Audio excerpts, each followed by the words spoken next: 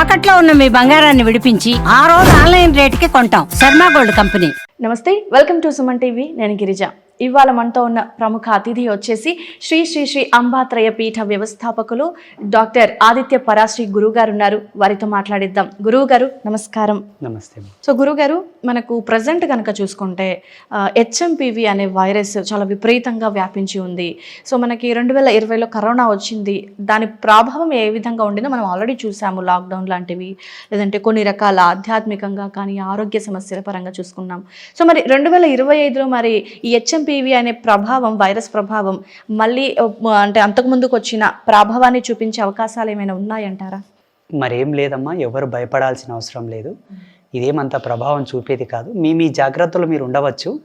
అయితే చైనాలో కూడా మా భక్తులు ఉన్నారు చాలామంది. నేను ఈ మధ్యలో కథనం చూసిన వెంబడి నేను వాళ్ళకి ఫోన్ చేశాను. ఓకే, ఏమయ్యా ఇట్లా అంటున్నారు, వాస్తవమేనా అని. లేదు గురువు గారు, అదేదో ఫ్లో వచ్చింది చిన్నగా, వింటర్ సీజన్ కదా, ఆ చిన్న ఫ్లో ఏదో వచ్చింది, వాళ్ళు బెంబేలు పడిపోతున్నారు, అటువంటిది ఏం లేదండి అన్నారు.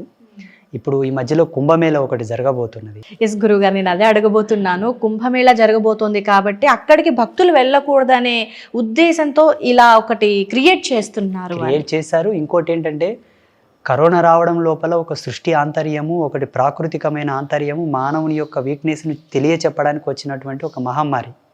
ఇప్పుడు అటువంటిది ఏమి లేదు. ఎవరు భయపడవద్దు, అందరూ ధైర్యంగా ఉండండి. ఎవరికి ఏ అనర్థం జరగదు. తప్పకుండా కుంభస్నానం చేసి ఆ పుణ్యం మీ వెంట తెచ్చుకోండి. ఇది మంచి సదావకాశం. హిందూ జాతిలో పుట్టిన ప్రతి పౌరుడికి, ప్రతి ఒక్కరికి సదావకాశం.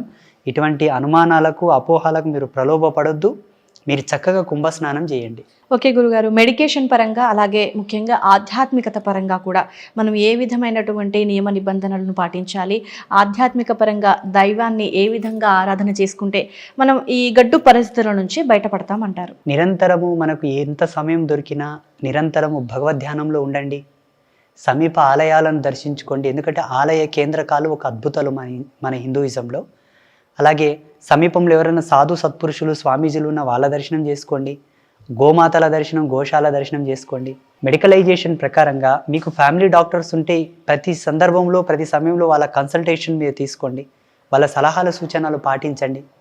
ఇప్పటికైతే ఏం భయపడాల్సిన అవసరం లేదు. ధైర్యంగా ఉండండి. ఇక ముందు కూడా ఏ వైరస్ కానీ, ఏ సమస్య కానీ మీ దరికి రాదు. మీరందరూ చల్లగా ఉంటారు. అమ్మవారి ఇస్తున్నటువంటి ఆశీర్వాదం. ఓకే గురుగారు, భారతదేశానికి అటువంటి సమస్య ఏం రాదు. మీరందరూ ధైర్యంగా ఉండండి. ధన్యవాదాలు గురుగారు.